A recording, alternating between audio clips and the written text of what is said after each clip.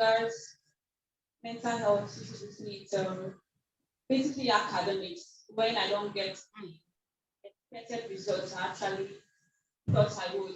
Because there was this time in my 100 level, I went all out for this course and did all I knew best to do. And I was expecting an A in this course. But when the results came, I had a B, and the B of 68, just 2 marks away from an A. And it's a good grade, but I knew I went all out. I was expecting an A. So at that point, I felt bad. Thank you, Ma. That just reminded me. Let me tell you something, Kate, and every one of us. The lecturer that is not like my academic advisor, like my father right now, I make posts about him on Facebook. This was one thing he did to me. In his course, my 400 level, and I'm an A student in my undergraduate days at Uniport. So in this course, I'm going to spare him the name in case he watches this video. He gave me 69. You got 68. It's even good now. You will tell yourself, okay, 2. He gave me 69. 1 to give me an A. How will you feel? Your own is good. I felt crushed. And it was a 4-credit unit course. You know what 4-credit unit course is? And you're making a B. Those are the things that dropped me from making a first class. I bore it. My heart was broken. I bore that grievance in my heart. And I started looking pale. People were noticing it because I was writing my project, until the Lord told me that I need to face him and tell him. So I walked up to him and I told him, sir, a student made 69. 69. You couldn't give that student 1. And he told me, the man hugged me and I could see pain. He said, I am sorry. And he told me that anything on earth I would do to undo this thing, I'm going to do it. Because the result has already gone to Senate. From that day onwards, every application I need to make internationally, he must endorse it. Because this is what I train you people to do. You must have a relationship with at least a powerful person, so that when you want to travel outside for studies, that person's signature will make them know that, oh, you are a good student. From that moment onwards, he became my academic advisor, but it was coming from the place of pain that he caused me. So I understand when we don't have our expectations, when we have poor results, especially when you work for it, it clamps you down mentally. So I'm going to ask us this question. How does the government's economy, governance in Nigeria affect youth mental health?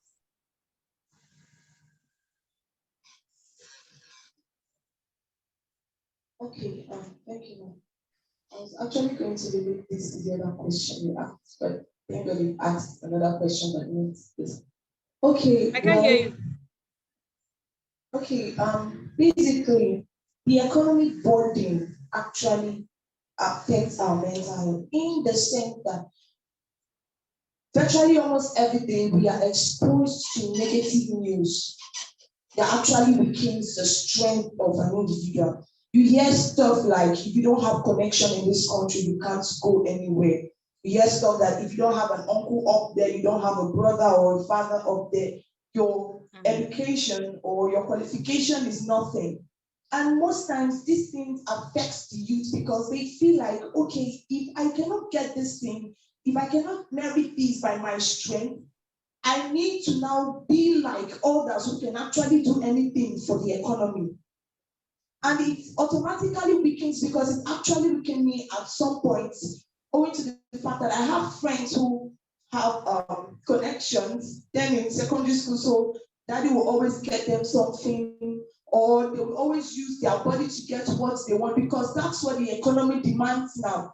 And because I cannot do this thing, it affected me greatly because I wasn't getting all of what I wanted. But then the strength, your ability just gets watered down because you feel like they ain't needed in the society. Hallelujah. Yeah, Mommy G.O. Thank you. That's a wonderful thing. Bad governance is something that we cannot stop talking about. Bad governance is crippling our economy, crippling the youth. you know. And I would want this question, I want somebody to talk from the perspective of your 8 months or 9 months strike. So maybe Adrian would answer. I know that, Daniel, you're no longer a student.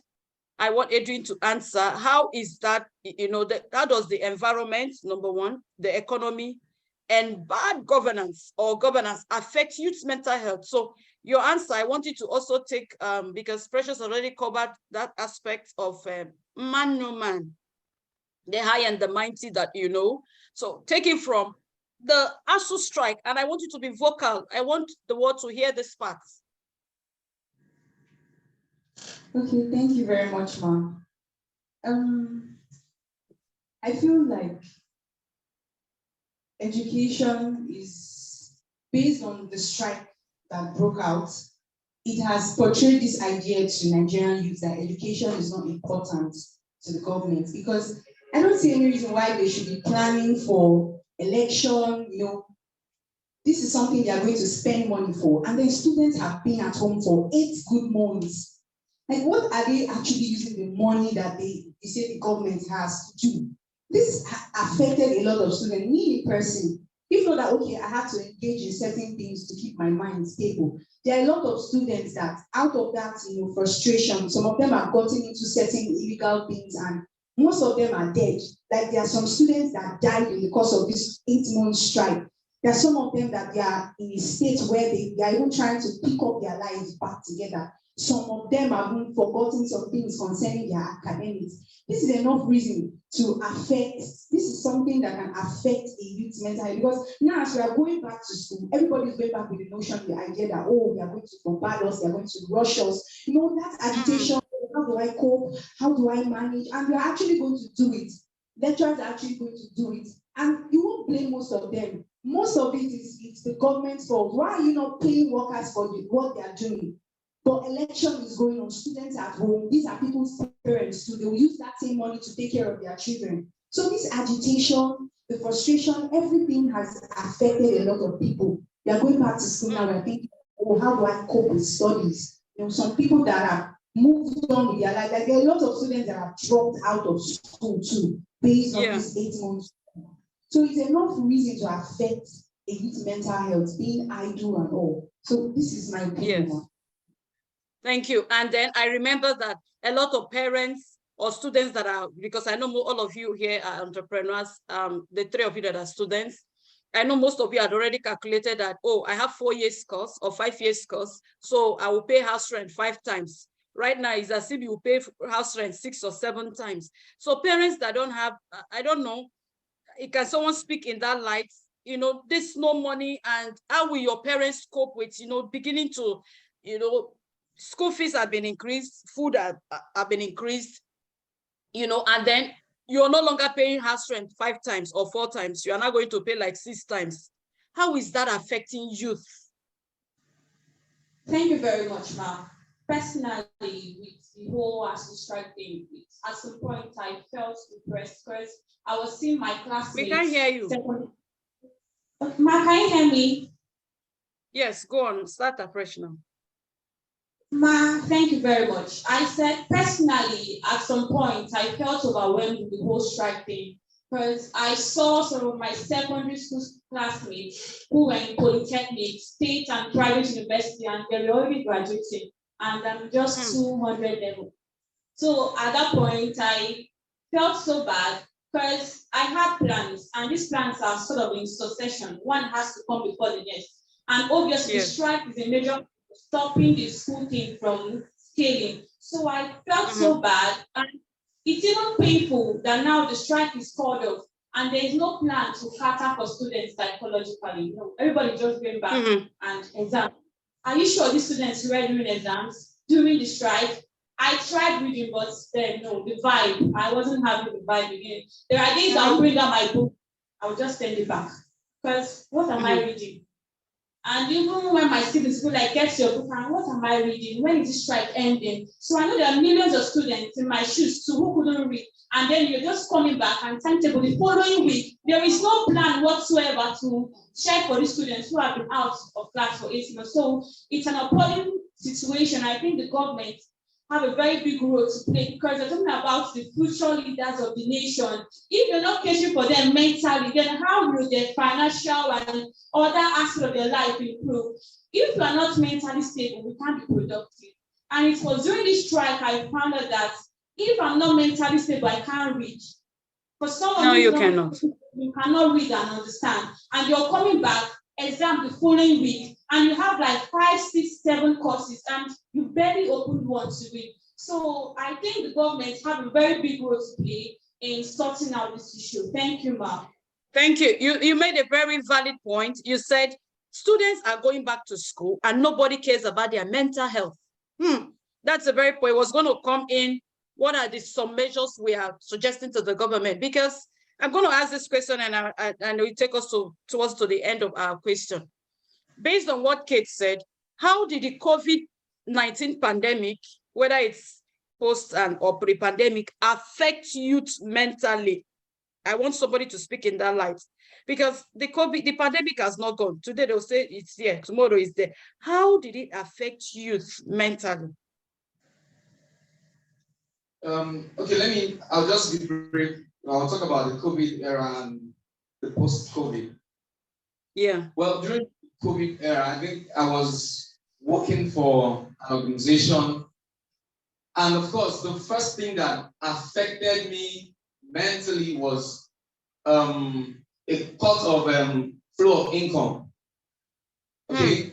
So, as someone who was earning salary, you have to bring out a certain percentage to save. So now, rather than saving, we're now eating from our savings, and it was, I don't want to say mad, but it was crazy, Yeah. Coupled with the fact that we have to be locked down. I, for one, I'm not someone that would like to stay at a place, except I want to have a retreat. I do that consciously. So having to be in a particular space day in, day out, I was losing it. That was a major challenge during the COVID era. And now, post-COVID, you have, in quote, lost a particular time. And time is not going to wait for you. Those things that you set out to do, you are now doubling your efforts to, make that happen. And as a business person, the exchange rate, Naira to dollar, has done a lot of harm, So if you are making X profit, you have to cut it by, say, 30 to 50%, because the profit you made, you have to use it to go back and purchase it. But by the time you go back, the prices of things must have gone up. So the COVID and the post-COVID era, for teenagers and youths like us, who are trying to do something for themselves, you see that there's a lot of struggle. And when you are struggling and you don't see what you're struggling for the way they're supposed to come in, it becomes a problem to the mind. And if not checked, you don't even have any reason to go again. So the COVID and the post-COVID era, I thank God that we went through it. It wasn't easy. But moving forward, I believe it's getting better, and we're trying. We're moving forward, right? Yes, that's the Nigerian term. It's getting better, even when it's not actually getting better. It's getting better. We like to spiritualize things. The truth is, we have not recovered from the COVID pandemic. We have not recovered from that pandemic. The world is yet to recover. It's not just Nigeria that their currencies and economy is actually dwindling. It's not. It will be very fair if we read news and we listen to news. A lot is happening in other parts of the world, other nations. So we are still within the COVID outcome. We have not overcome that. So I'm going to ask us one or two few questions and then we are done. Based on everything we have said, it means that stress is a number one factor. Stress is the number one factor in the Nigerian economy. So I'm going to ask us this: how does stress and emotional instability, like maybe depression, frustration, whatever you can call it, how does it accumulate to clamp a youth down mentally, to affect a youth mentally? Should I repeat the question? Okay, so based on all the things the four of you have said, I was able to depict that stress is number one factor that, in youth mental health challenges, and then emotional instability like depression, frustration. So how do they work together to affect a youth mentally?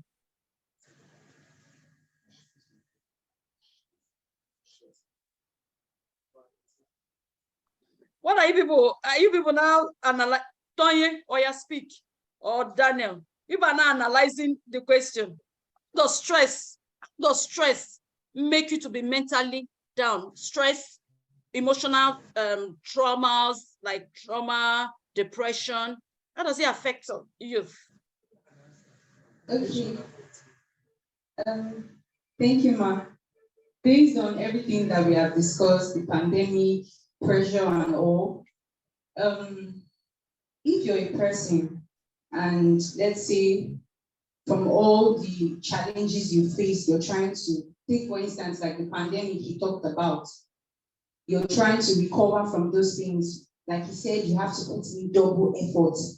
Putting in double effort, it means that you probably have to engage in so many things, like you want to be here, you want to be doing this, you want to be doing that. So just so you could make ends meet and meet up with what you've been delayed on, like those goals that you've been held back on, especially academic, relationship, all around. You're trying to do everything to make that stability come to pass.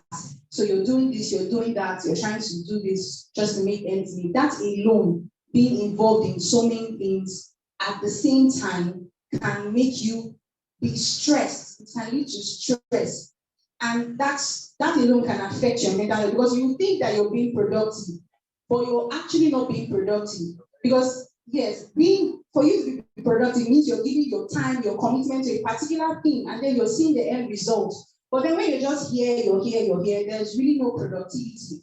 And that alone is a lot of, it's very bad for your mental health. You're just going on and on and on, but yet you're not just seeing anything productive coming out.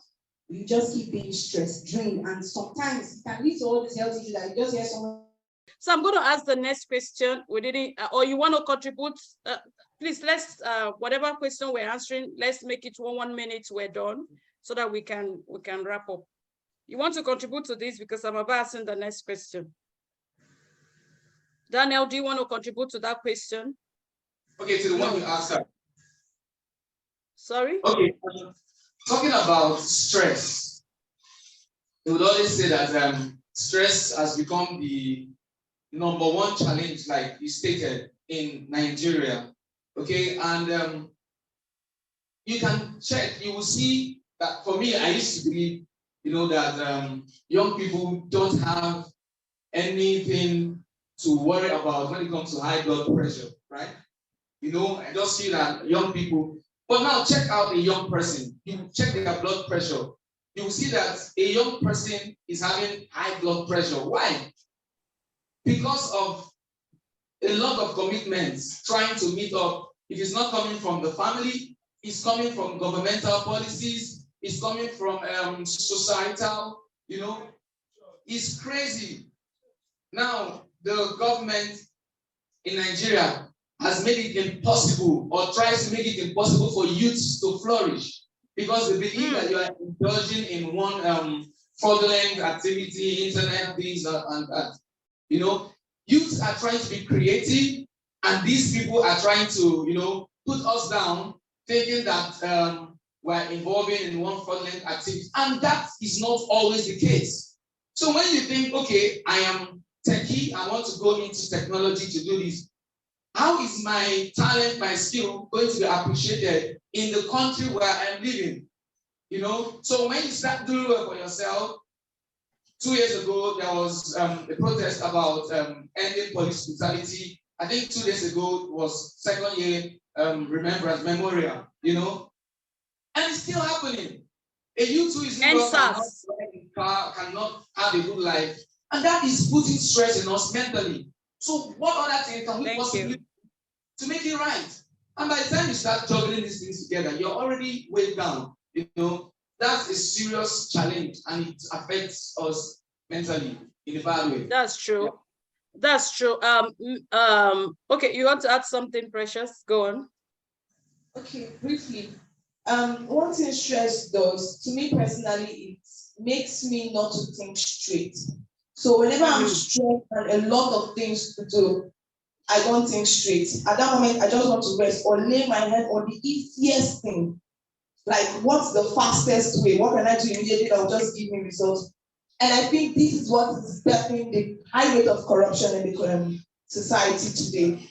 Because there's a lot to do. And the pressure is much. You can't think straight. So what they want to do now is, what's the easiest thing? What can we do to now give us the result? That's why you're seeing the high rate, the high increase in Yahoo produce good results. Because their head is already like a lot of things going on already. They just need the fastest way. So I think one thing this does is it makes you not to think straight. And the next thing is, what's the fastest way? And which is what leads to corruption. Thank you, ma'am. Thank you so much. You really captured everything. Stress. The economy is putting youth on stress. The government is even the economy. They are just trying to bury the youth. So it's now ritual, it's now fast money, fast result, fast process that is ongoing. Okay, before we look at the suggestions that we want to make, and then we wrap it up, is mental health a discussion in homes, in schools, in churches, or not? So in your home, do you people discuss it? What's it like? What's your mental health? How are you feeling? Is it a discussion? Is it a topic that people talk, like you talk about in families and all that?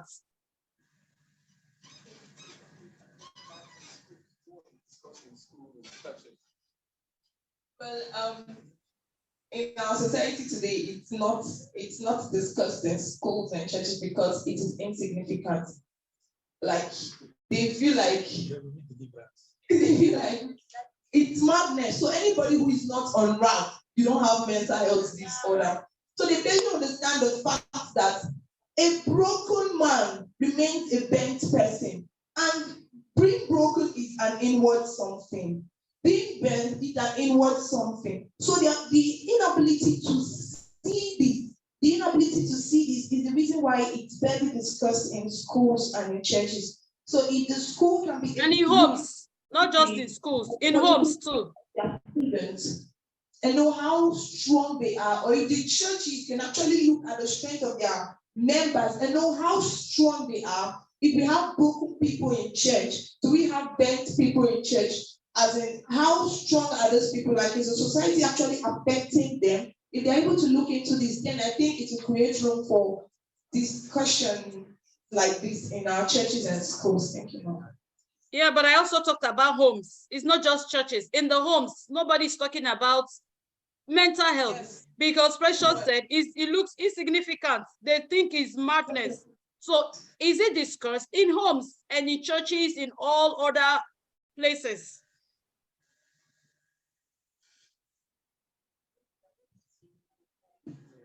Yeah, so it's with the mic. I'm expecting you to talk. You took the mic. Thank you, Ma. Ma, like she rightly said, mental health is rarely discussed in our society. And I think one of the reasons is the lie of I am fine when we are not fine. I think over time, we just say I am fine. Deep down, we are struggling with one or two things. So I think one of the reasons is because we are failed to recognize that we're actually going through this thing. So I think until the point where we can come out openly, then it can be given a place for discussion in our schools and churches. Thank you, Ma. You people are just totally taking off the home. It's not only school and churches that are places now. Your homes is not discussed there. Your parents don't ask you, how are you? How is your health? Even the parents, are they even mentally okay? You see, the problem is that the misconception is too much. Mental health is as good as your physical health. So as long as you're passing through depression, you're passing through frustrations, you're passing through rejections, you're passing through disappointments, you're mentally challenged. And so parents need to understand what it means, and then parents need to talk about their own mental health. So we're going to be asking, what are some measures that we want to suggest? We're wrapping up. want to suggest to the government, to the homes about mental health? What are the suggestions we want to give that can help both families and youths? Okay, I'll just say one and then pass the mic over to any other person. For me, based on my experience that I shared earlier on, not having that form of understanding where I can communicate with my mom more especially to tell her, oh, this is what I'm feeling. So I feel like in the home, there should be that atmosphere where parents can have a heart-to-heart talk with their children. You know what is going on with your child, what actually is going on academically, all round, emotionally. You should try to be involved in your child's life, not only about the disciplinary aspect. Be so intentional about your child, like how is this child faring? And also, you should also be intentional about the kind of attitude you display at home, because most mental health challenges are due to what children see their parents display. So you as a parent, you should be conscious of how you behave at home, the kind of characters you display in front of your children, and also create that atmosphere where your child can talk about his or state of well-being in school. Ask, call. Most parents, their children are schooling far. You don't call your child to find out, what's going on with you. The child is just at school, whiling away time, indulging in so many negative acts, and you're just there, you're not even bothered. So be so involved, talk about it. Okay, this is what it is about. Encourage that discussion at home. I think it's both the parents and child's responsibility on this. Thank you. Yeah, thank you. I'm going to a little bit exonerate parents, because number one, it takes somebody that is whole to make another person whole. The parents don't have mental health support. They are going through a lot. We don't have mental health experts in Nigeria. Do we have any mental health experts in Nigeria? It's only pastors that are now counselors. They are now everything. One pastor, the person just went to, some of them didn't go to theological school. They are now counselors. No. Do we have mental health experts in Nigeria? I'm not talking of madness. I'm talking of mental health. Counselors to sit with parents. We're supposed to have all that in the hospitals, in the schools, in the universities. Like, not just one in the university. We're supposed to have a full faculty for mental health. The students, need to go to them, to sit with them. They are unbiased. The students are anonymous. Their secrets are kept. You need to have such people to talk to. Even churches should have mental health experts, because all those, it is well. We wrap up our pains. That's why you have atrocities happening in the church, and you'll be wondering how is that they were mentally challenged and nobody could get to them. There are people hurting, there are wounds that are left, but nobody's addressing, nobody's talking about it, nobody's getting down to the deep to bring it up. So